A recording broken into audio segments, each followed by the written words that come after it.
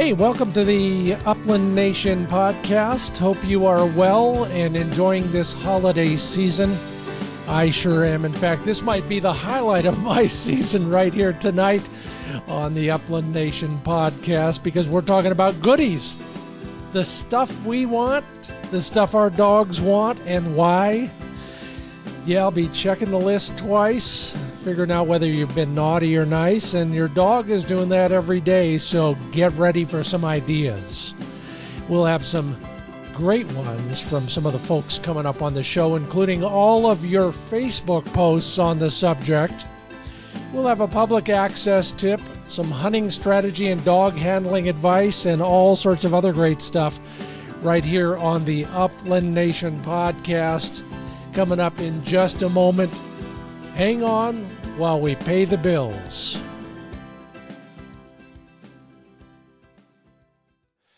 And the first way we do that is by thanking Sage and Breaker. You can find them at sageandbreaker.com. The mercantile there has all sorts of new stuff and high quality stuff when it comes to gun care and gun cleaning gear, all heirloom quality. A cut above the rest. It's packaged beautifully, and it will last you a lifetime and your heirs a lifetime as well. Learn more at sageandbreaker.com if you're looking for a gift for yourself or for one of your friends or shooting buddies. I got to say thanks once again. I know it's a little after Thanksgiving, but just back from a TV trip to Kansas. We were out in southwest Kansas. And every day that we shot the show, we had good weather. I only bring that up because it wasn't true on all the other days. And I did get snowed on real hard on the way home. But luckily, after 7 or 8 days of working in Kansas, the dusty truck got washed off by the snow in Wyoming. I guess that's something to be grateful for as well. I will be heading out again Friday for my favorite fun hunting destination. That's down there in the southeast corner of Oregon, where the rattlesnakes outnumber the people and the chuckers outnumber the rattlesnakes. Wish me luck. Let's hope the snow is melted by the time I get there. All right, and just before we get to our first guest of the night, thank you to Dogtra. You can learn more about all their dog training gear at dogtra.com. I'm particularly enamored with their T&B dual collar system. 2 collars for 2 dogs, or both ends of 1 dog. 2 sets of buttons on the transmitter so you don't have to toggle back and forth. Learn more and find out what's on sale at dogtra.com. And our first guest of the night comes all the way from Springfield, Mo, the headquarters for Bass Pro and Cabela's these days. Adam. Hello, Adam. Are you there with me? Yes, sir. How are you doing? I'm good. Adam Davis is in charge of all the dog products over there at both of those brands / online and brick and mortar retailer operations. Adam, how's your holiday season going so far? Well, it's definitely the holidays. The weather's right. You know, people are outside, and you know, tis the season. Isn't that the truth? You don't really, you don't have to. I mean, your work here is done in that by now everything that you needed to do is on the shelves, in the warehouses, and shipping out. But you're not out there filling boxes and putting mailing labels on, are you? No, sir. This is, you know, if it's not there now, we're too late. We're pretty much in the prime. Honestly, we're in the prime season getting ready for 2020 as of now. Isn't that the truth? You guys are looking downrange, probably even beyond that sometimes. Well, yes, sir. So tell me, what is the biggest challenge you face when it comes to finding products for bird dog guys like us? What are you looking for when you're out there shopping at with suppliers? Well, historically, I had the privilege of working in retail, so I've not always been a desk guy. I've been around a lot of waterfowl hunters. I've been around upland hunters. So To be honest, it's usually word of mouth more than anything. We we as merchants or buyers, we value the customer's opinions. Some don't seem to think that's the case, but we like people calling in. We like people telling us that there's something wrong just as much as right. So when we're looking for new products, we try to take into consideration what our customers are telling us, and if we're making it ourselves, we go out and try to make the best that we can. And if it's a national brand, we go on the search and hope to accommodate our customers with what they need. Boy, you said something in there that my next door neighbor, who is in the bike racing world, said many months ago to me, and that is, our design process starts with our warranty department. So a lot of the feedback they get ends up being used, and people don't realize that every time they come to you and or somebody in your operation and gripe, it does get heard, doesn't it? It does. We don't like seeing negative reviews, but if we don't get negative reviews, we can't make something better. Well, someday maybe you'll never get a negative review because you did everything perfectly right. I wish I could see that day. Amen to that. Been on both sides of the table there. Okay, so here, yeah, here's a Facebook friend of ours who, when I asked the question, what are you going to give your dogs for Christmas? Joel Witt says, I try to give them birds, and in return, they give me unconditional love. I know for a fact neither of those are in your catalog. So, Uh, so what would you like us instead to give our dogs, and why?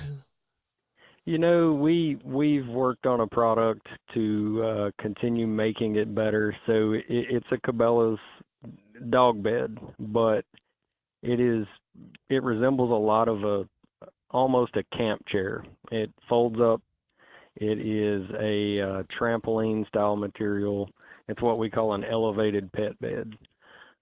It is probably one of the most comfortable beds you can buy your dog, that allows you to pack it up, take it with you in the truck on a trip, camping. People do use them in the houses, but it allows the dog to lay anywhere off the concrete, whether they're inside or outside. We just actually released the new versions for the holidays. They're in stores now. They're available in 3 sizes, so they'll fit a dog from really an ankle biter all the way up to, you could say, a Great Dane. I love that product idea for a bunch of reasons. One, I wrote a story for Outdoor Life magazine a few years back that was all about the damage to dogs' joints and bones and cartilage and tendons from laying on hard surfaces. And it sounds like this is one way to minimize that. I'm also really intrigued with the idea of being able to fold it up and take it on the road with me, because I've been looking for something to go inside my fold up dog kennel. I think you guys finally hit on it. Yep, these actually pack into almost a camp style chair bag. Uh, they pack very nicely. We make one, the larger version now, that is, it's basically 2 of the smaller ones combined into one. So it's a lot longer than it is wide, but it allows the dog to basically free float. So they're basically floating on a trampoline style seat. Love it. Now, most of our dogs cannot read a catalog or go online. They don't have opposable thumbs, so we don't have to worry about them actually ordering things from Bass Pro and Cabela's. But if they could, and they were being what they are, which is self-centered, greedy sons of guns, um, how about from the dog's point of view? What would they want that they would order for themselves if they were physically and mentally, able to do that? Well, it is the holidays, so you never could go wrong with getting yourself a stocking full of dog treats. Ho, ho, ho. That's right. Anything in particular that you guys have that seems to trip the trigger of bird dogs in that treat world? Mm. So for a bird dog, I would say treat wise, we have some new treats that we released in this last year. It's basically a flavored training treat. Mm-hmm. So, as you know, being a bird dog guy, when when they do something right, it's always nice to treat them with something. And these are just a very small nibble size training treat that we do very well with, and we've had for once no complaints. And I think that any dog would like it. Yeah, that sounds great. And I'm liking the sound of it already. The thing that I like most about training treats that work for us is it's small so that it doesn't take long to chew and swallow, and you can move on to the next part of the training without waiting 4 minutes for them to gnaw on it. Yes, sir. Great. Well, if I'm looking at what I'm going to give my bird dog, he's a young dog. Right now, my gift to him is going to be taking him to the next level in his training curriculum. My goal Mhm. is for him to be steady to wing shot and fall so that he doesn't chase a bird until I ask him to, so he doesn't chase a jackrabbit off a cliff or anything like that. How about in the realm of dog training products per se? I know treats fit into there, but let's take it back a step or two. If I'm wanting to help my dog become a better bird dog, you got anything in the way of training equipment, e-collars, anything like that starts to resonate with us? Yeah, Sport Dog is a key brand for us. I think they're a staple in the training industry. Of course, we deal with all of them: Garmin, DT, Dogtra. Sport Dog being one of our key partners. They've got numerous Sport Hunter versions that they released in their new field trainer line of the X series. They have the Wetland series for the water dog. I mean, you can get these anywhere from $159 up to about $299, depending on your distance you need, and go as far as track and train and get up to the $500 range. But they definitely can accommodate any trainer and any type of training for the e-collar guy. I'm glad you mentioned that lower end price because I had a discussion the day before yesterday out on one of the trails in the forest behind my house, and this gal is sorely in need of a less expensive training collar for her daughter's poodle. And, Okay. and so I said, well, don't go buy the GPS version or anything. Just buy one of those lower end ones. Doesn't need a lot of range. It's just for in the house in the backyard. And it sounds. And I Yeah. sent them to you guys actually. So Yeah. You can always keep in mind that we have numerous versions of what they would consider a yard trainer. Uh, mm-hmm. they accommodate that small dog. Some of them all the way down to about 6 pounds. Oh They my God. they may only have a range of 150 to 250 yards, but they were designed for that family pet that just needs a little bit of obedience training. Love it.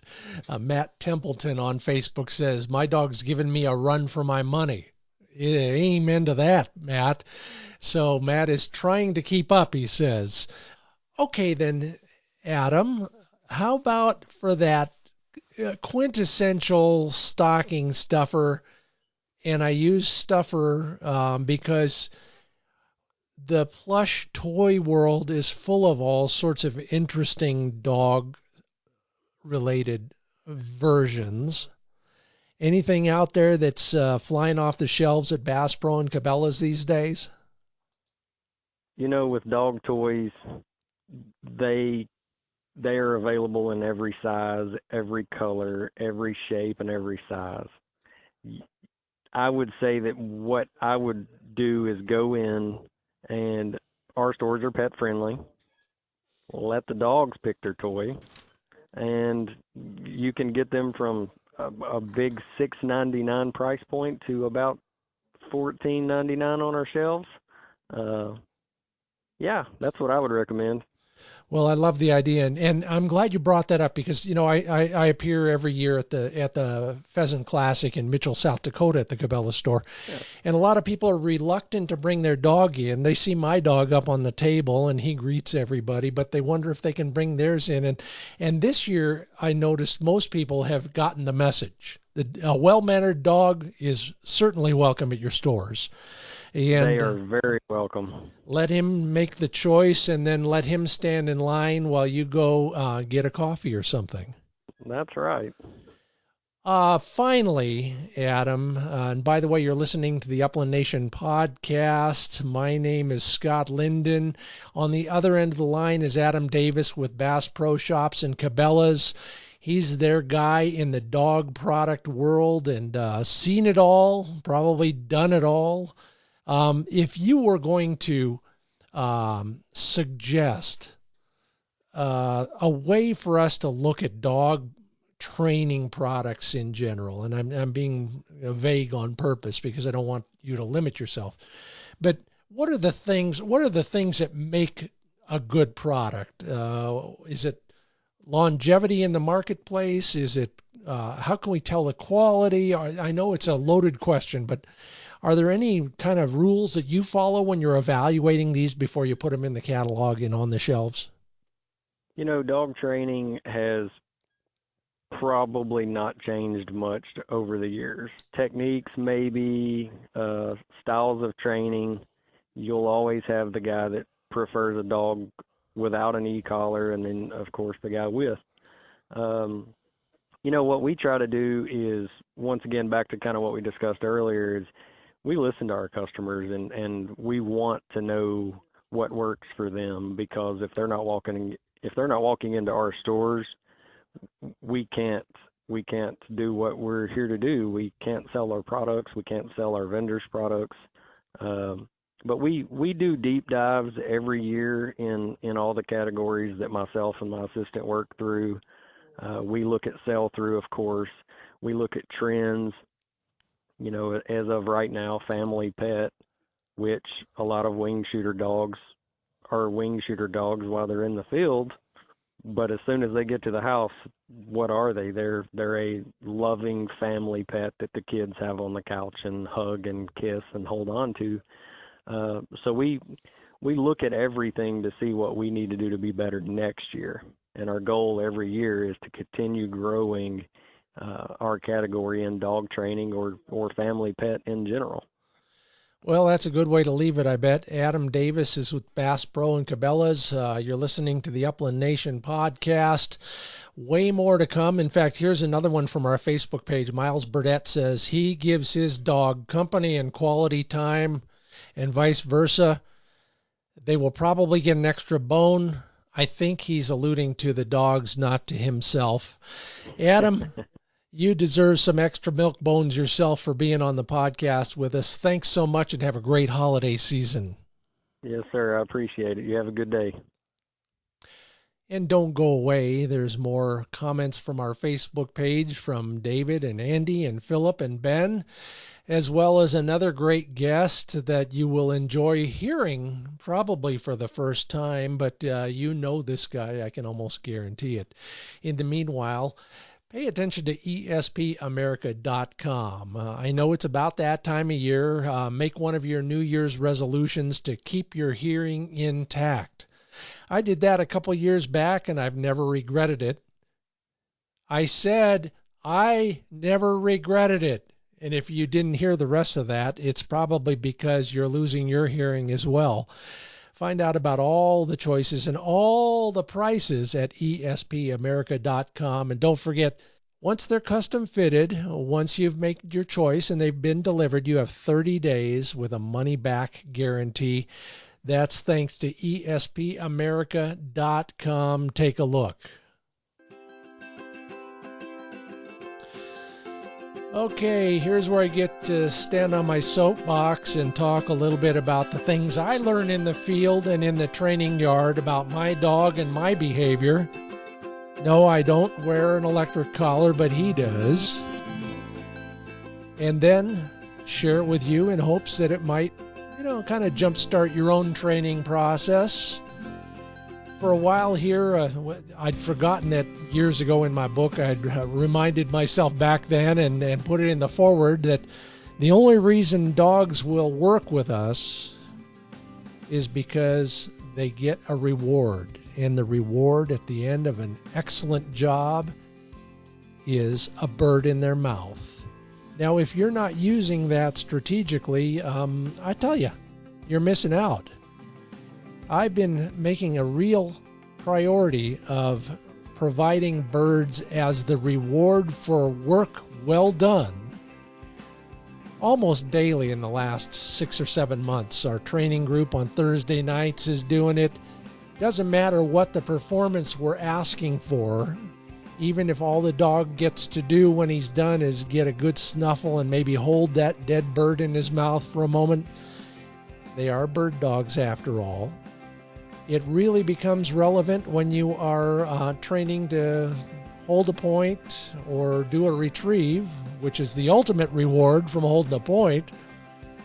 So remember, once that dog has the bird in his mouth, let him hold it for a while. Don't take it right away.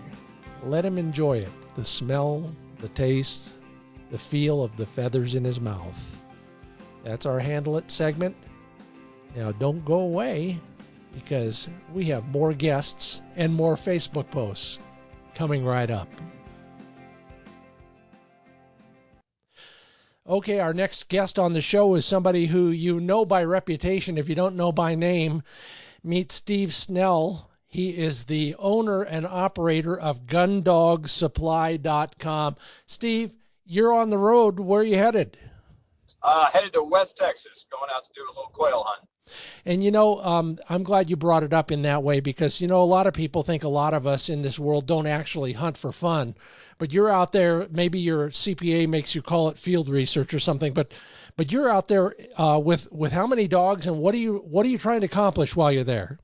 I've got 10 dogs with me, mainly just looking at some new ground, and I've got 2 young dogs that need to get into some birds. And so hoping to get them a little exposure. They're a little behind. Our bird numbers haven't been great the last 2 years. And so I've got 2 young dogs that just need a little more experience. Now, we'll get into all the fun stuff about Christmas in a minute, but when you say they haven't been able to get into a lot of birds, you're talking about wild birds down in the South, aren't you? Well, I'm talking about wild birds out Texas mainly. Okay. I do most of my quail hunting in Texas.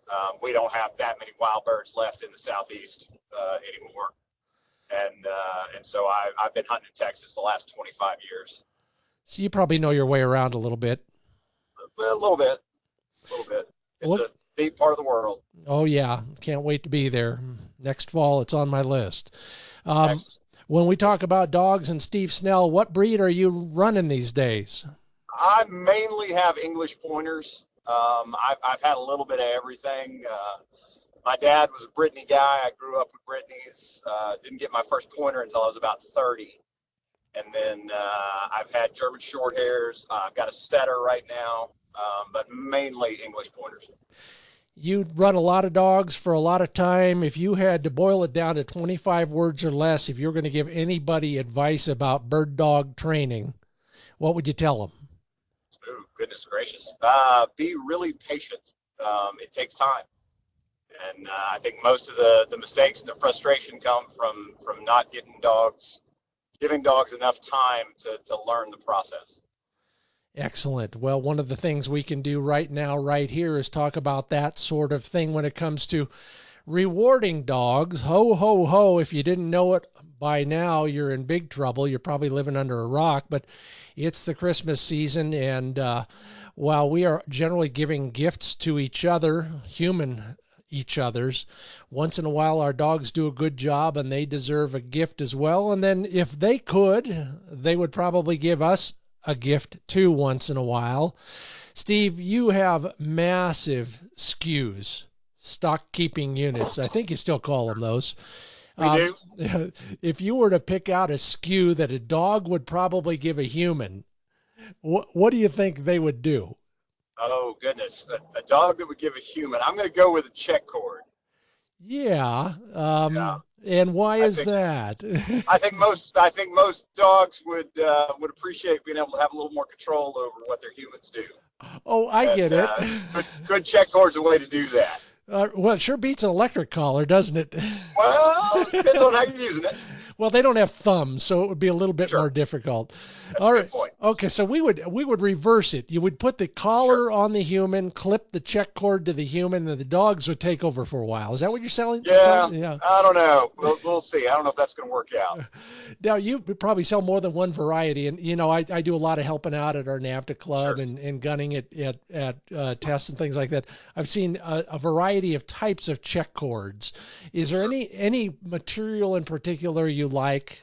Yeah, we have one that we designed and had the rope built for us. Good rope's hard to come by, and a lot of check cords that are out there are either too soft or they're too hard. And a soft check cord is going to get tangled easily, where a check cord that's too stiff is going to be incredibly rough on your hands and hard to manipulate. And so finding a product that's in between is really, really tricky. We've got a line of check cords that we've had made for us that we call our tight core check cords. And of the ropes that I've used, over my entire lifetime, it's my favorite, as far as it's the right combination of a stiff rope, but it feels good in your hands, and you can use it, you can even use it without gloves. I typically recommend gloves while you're check cording a dog, but it's one of those ropes that's comfortable in your hand, even over time. And that's a really big deal to me. Yeah, me too. And I'm looking at my hands right now, and I'm suggesting that you always wear gloves when you got a high-powered wire hair on the other end of your check cord. But just for a moment, because it's kind of a pet peeve of mine.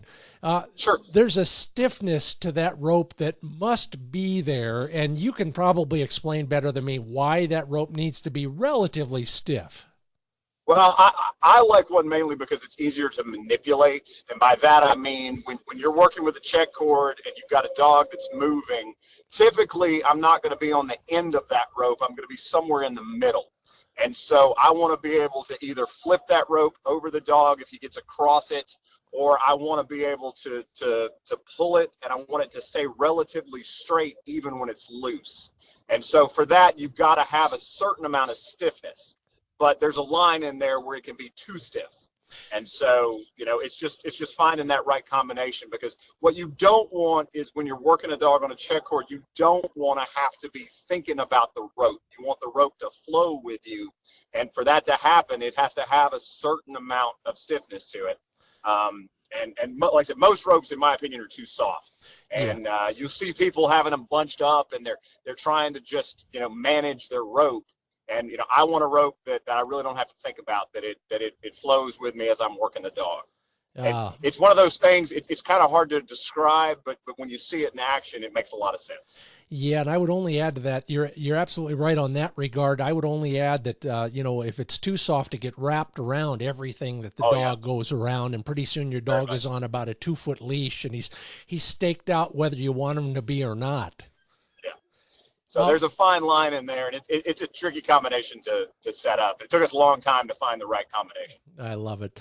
Well, here's one that'll work for everybody. This is from our Facebook page. Andy Upwards says he's giving his dog a steak dinner, and he will get shooting lessons. And that's a good combination. Yeah, it is. Neither of which you can get at gundogsupply.com. But I bet if you make your list, check it twice, whether your dog is naughty or nice, there's something on it for them. How about the other way around? If we were going to give our dog a gift that kind of a fun gift, we'll talk training again in a minute. But Steve Snell, tell the Upland Nation podcast listeners, what will always work? What is going to get your dog? What is going to get your dog so excited he's going to jump up and down and maybe even give you a hug? Well, I think that a big part of a hunting dog's life is being spoiled and living a life of luxury. I think it's really important, and so we have a line of dog beds that we sell called the Busy Beds that we make ourselves. They're made in the U.S. And, I think it's important that when they're relaxing that they have the right product for that. And our line of Busy Beds is perfect to truly spoil your bird dog the way they should be spoiled. Yeah, I've heard that line before. Yeah, somewhere.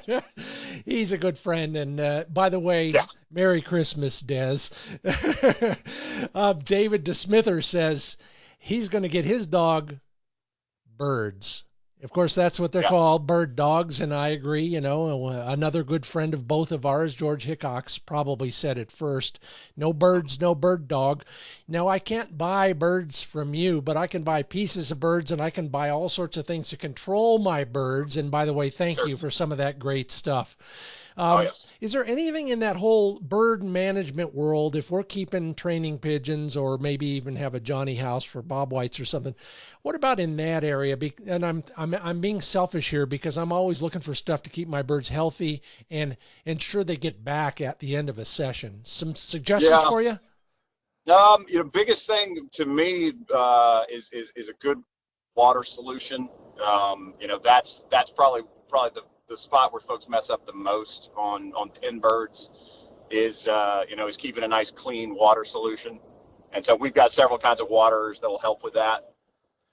But that's an important part of it is good, healthy, clean water for your training birds. Yeah, isn't that the truth? And that's actually where most disease is going to get started if you're going to have problems with birds. I bet it's waterborne disease, isn't it?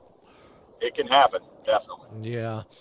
If you get stuff every day, and by the way, I appreciate you carrying my dog energy bar, and hope those are great, by the way. I absolutely love those. That's a fine product. That's something that I use, and been real pleased with them so far. Thank you, I appreciate that. That's not why I brought it up, but I'm always glad for the plug on my own show. Well, I'll tell you that, and there's been a lot of those types of products on the market. And the thing that I like the most about yours is that it's easy to give to the dog. Mm-hmm. We've had some stuff in the past that was extremely hard, or it was difficult to break up, and it made giving it to the dog really complicated. And the dog energy bars that I've been really happy with them, but they're very easy to give to the dog. And the dogs, I've yet to have a dog that didn't love them, and we're seeing really good results with them. So, thank you. Something there. That's all really gratifying, and as you well know, I tested those things for 2 years before I decided to be the distributor. So I'm glad to hear that, and it's so true. I think I know what you were talking about. I had to use a hand axe to break those bars up into edible pieces back in the day when somebody else was selling them. But anyway, Philip Urban says he gives my dogs a week of hunting in Kansas this time of year. Well, happy holidays, and good year to be in Kansas, by the way. And he says they gave him the same thing. Oh, what a coincidence. Steve, if you had to pick the strangest, most clever, unique, novel, weird product that, and you get them all. They all cross your desk. They may not be. They may not be on your website, but you've seen them all. Is there one in particular that you think is worth us taking a look at for some reason? Oh, well, okay. I have one that's a little off the beaten path. You ever had a porcupine issue? You mean in the last week? Yeah. We sell a product. We sell a product that's designed to help with removing quills from a dog's mouth with porcupine. It's called the Quill Jig.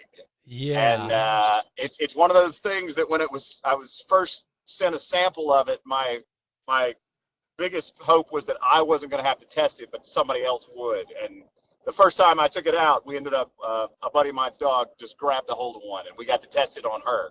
And what was really interesting about it to me was that he put the jig on her, and what it's designed to do is it's designed to hold the dog's mouth open so that they can't bite at you. If you've ever tried to remove porcupine quills from a dog's mouth, the biggest problem is fighting the dog, because the dog's constantly moving. You're trying to get your hands in his mouth while he's in a pretty decent amount of pain. And so this device is designed to hold the dog's mouth open so that you can remove the quills. And it's a very odd looking contraption, but it's one of those where if you've ever run into them, and you have a dog that likes them, it can come in real handy. I carry one with me everywhere I go. Yeah, and I know exactly what you mean. The mark of a true friend is the guy who will hold your dog while you pull quills. Yes. And I know that product, and I'll probably have to order one as soon as we ring Sure. off here, because we'll probably have another situation later this year. Sure. Ben Waters says he's also heading for Kansas. Wow, I must have done a good job for the state of Kansas this year. Everybody's going there. Um, and he told his two Brittanies that Santa Claus is coming to town and they need to be extra good.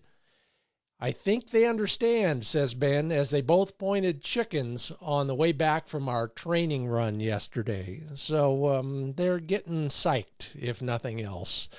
Steve, what are the hottest items on your website? I mean, clearly in your world and my world, in the world of capitalism and entrepreneurship, Sure. success is to a degree serving your customers by providing them with something they need.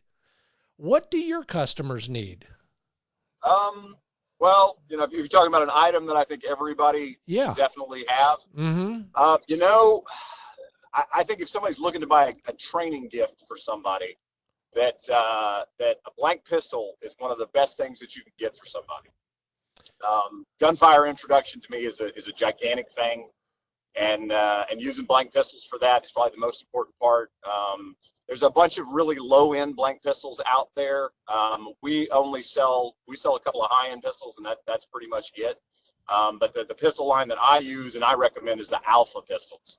And I think that it's something that every dog trainer should have, but it's that they could be a little bit of a splurge item for some folks. And so, if you're looking to buy something nice for somebody that's a trainer, it's a great way to go. And I will testify to that. I've owned 3 or 4 of the lower priced blank pistols over the years, and now I own one of those. Describe it to me, because there are varieties of ammo for these things. And you like this one because? Well, so the Alpha comes in 3 different styles. You've got a 22 caliber, a 32 caliber, and then a 209 primer. And so a little bit of it depends on what you're trying to do. 32 calibers are typically only for certain field trials. Yeah. So most folks should not look at a 32 unless they compete in a trial that requires it. 22s or 209s are the best way for most folks to go. A little bit of it depends on what you like. 22s are what I prefer to introduce gunfire to younger dogs. Because you can get several different style blanks, and so you can get quieter blanks and up to louder blanks. But the downside of a 209 is that the blanks are a little pricier, and they typically are something that you have to buy through mail order, which is what we do. But you typically can't find them easily locally. Yeah. Where a 209 primer fires it uses a shotgun primer, which you can get. CCI makes a real high quality one, and most good gun shops that sell reloading supplies are going to have them. So one of the advantages of going with a 209 is that they're readily available and they're very inexpensive. So a little bit of it kind of depends on what you're doing. I have both, and I use a 209 once my dogs get to a certain point, and then I use a 22 on my puppies. So if you only want one and you want to use a 209, you just need to start a little further out from the dog. Instead of being closer to him, just to minimize that sound. Yeah. So it kind of just depends on what you're trying to do. They're rather loud, and even now I actually try to put hearing protection in if I'm using my blank pistol. But distance, like you said, you can always adjust all that stuff with distance to a great degree. You know what I want you to find next, though, is I want you to find a in the music world, when brass players have what are called mutes, you shove them into the bell of the trumpet and they quiet the instrument down. We need I want a mute for my blank pistol for the very first few weeks. I was working with a developer last week on something like that. I'll let you know once we get it worked out. Okay, now I spilled the beans. You're gonna have to kill me afterwards. No, it's okay. It's okay. But it is a good idea, to be able to increase that sound. Yeah. Because that's really the trick to it. Tying it to birds and then to gradually increase it as you go along. That's really the process. Well, I'm glad great minds still think alike, even if yours are greater than mine. If people don't know it yet, we really should talk for a moment about your website, because you're not just selling stuff. We appreciate it and glad you do, but there's a lot of great information on there. And I buy all this stuff, and it comes, and I don't know how to use it. I can find a video on your site on how to use those silly things that go on pigeon wings, for example. Anything else in that world that people should know about in terms of how to, things that they might have that they can learn more about and learn how to use better on your site? Well, on our site, we have a lot of demos for gear as much as everything. We have some training info on the website too, and a lot of it's basic stuff. But most of our information, I tend to stick to the here's the product, and this is what it does, and here's how you use it, and here's some ideas for what to do with it. And we do an enormous amount of that, something I really enjoy, and we try to focus on that, as much as we can. And it's something that we try to do, because so much of the stuff we sell is really specialized products, and so having that kind of information on the website, I think, really helps people. Ho, ho, ho. That makes me happy, and it makes my dog happy too, and it probably makes your dog just as happy. Steve, it's always fun to talk with you. We need to do this more often. Sure. I wish you the best on your hunt. Good luck with the 2 young dogs. Be safe with all of them. Drive carefully. Merry Christmas, Happy New Year, and thanks for being on the Upland Nation podcast. Thanks for having me. We sure appreciate it. And just to wrap it up on the Facebook side, Tom Fumarello says he's going to give his dogs, the Spice Girls and now a Spice Boy, what they dream about every night. Can you spell it with me, everybody? BIRDS. Peggy Leventry says smooches, wet smooches. I get those every night from Flick, whether I want them or not. And finally, a call from one of our good Facebook friends, Now, I apologize. I am trying not to use the royal we. One of my good Facebook friends, Paul Hageman. Welcome to the show, Paul. Well, thank you very much. Glad to be here. How's your holiday season going so far? Oh, great fun. Yeah, I just got back from Atlanta, and now I'm back into waist-deep snow. Yeah, well, come over here. If you really want to shovel more, just come on down anytime. Feel free. Get lots of practice. Yeah, well, good luck on that, and I hope it goes away sooner rather than later. All right, so here we are in the Christmas gift-giving season. Maybe it's the Hanukkah gift-giving season. I don't care, and I don't know if you give gifts for Kwanzaa or not, but if you do, here's where we're getting all the great ideas on the Upland Nation podcast. And Paul, you've got dogs. What kind of dogs, by the way, do you have? Currently I have one. It's a German wire hair pointer. Sadie is now 11 and a half. Wow. Well, I know what I would be giving her, glucosamine. But she's doing well on her own. Well, good for you. And now that explains why we get along so well. We're both German, and we both have German wire-haired pointers. What are you going to get Sadie this year for Christmas? Actually, today I went out to the local thrift shop, and I bought her annual stuffed toy. I usually get a big stuffed teddy bear, and she plays with it for about a half hour, and then she starts ripping it apart, and then I pick it up, and she's done for the season. You just saved the day. That is the exact right way to buy stuffed toys for dogs, isn't it? Oh, yeah. Oh, ours, yeah, especially if there's a squeaker in it, they don't last very long around our house. Squeakers and eyes and anything hard, she just pulls out immediately. Yeah, I don't know what they're trying to do there. Kill the mouse that's hiding inside or whatever. Well, good for you. And now if Sadie were able to go out, if she were able to drive a car with a license and wear her seatbelt and go out and get something for Paul, what do you think she would get you? Well, first question, is there a price limit? No, because my expenses. We've had trips to Kansas by dogs already, so anything goes. Yeah, no, I guess I still like 16 gauge shotguns and more not the newest ones, but just about any type I'm interested in. Okay, so you're the first person I've really had a chance to ask this question. Mm-hmm. I understand that to a great degree, and I have a very good friend and hunting buddy who owns a couple and uses them. Mm-hmm. What is the allure to the 16 gauge? Mostly nostalgia, but then when you do the reading, they say it has the punch of a 12 gauge and it carries like a 20. I just like, I guess, the history of it. They're not that common anymore, so it's, I guess, to be different is part of it. Yeah, I get that. I became a tuba player because I didn't want to be the 21st drummer in the band.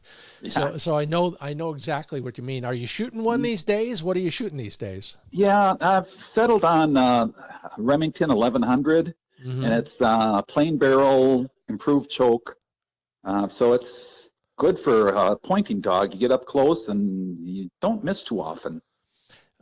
You don't miss too often.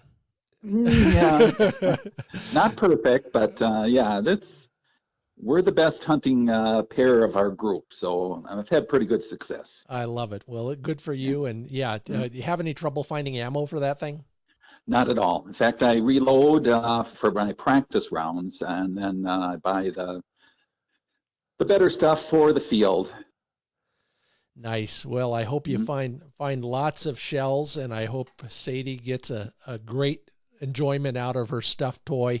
And I hope your Christmas and New Year's season goes well. Paul, thanks for being on the Upland Nation podcast. Well, thank you much. I enjoyed it immensely. Always enjoy your calls, your Facebook posts, and of course, talking with folks who know and love bird dogs, including Steve Snell. Thanks again, Steve. And don't you go away, because we've got the public access feature I call This Land is Your Land coming up. But first, a quick mention of Dogtra and their new T&B dual collar system.